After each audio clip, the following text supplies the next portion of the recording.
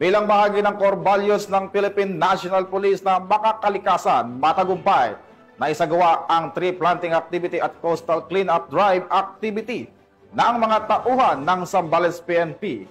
Patrolwoman Jilly Peña sa report.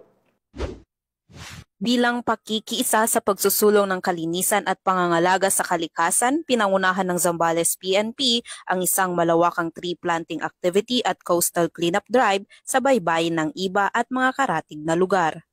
Ang aktibidad ay pinamunuan ni Police Colonel Benjamin P. Ariola, Acting Provincial Director ng Zambales Police Provincial Office, katuwang ang Rotary Club ng Iba Zambales.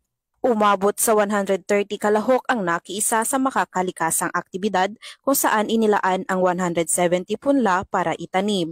Ang hakbang na ito ay naglalayong isulong ang mas malinis at mas luntian na kapaligiran. Kasabay nito, nilinis din ng mga kalahok ang baybayin bilang bahagi ng advokasya ng PNP na Pulis Makakalikasan. Layon ng mga aktibidad na ito na isulong ang mas mataas na kamalayan sa wastong pamamahala ng basura, palakasin ang pakikilahok ng komunidad at tiyakin ang pangangalaga sa ating kalikasan para sa mas ligtas at mas maayos na kinabukasan. Mula dito sa gitnang Luzon, ako ang inyong PNN Correspondent Patrolwoman Jilly Advincula Peña, alagad ng batas, tagataguyod ng Balitang Pulis.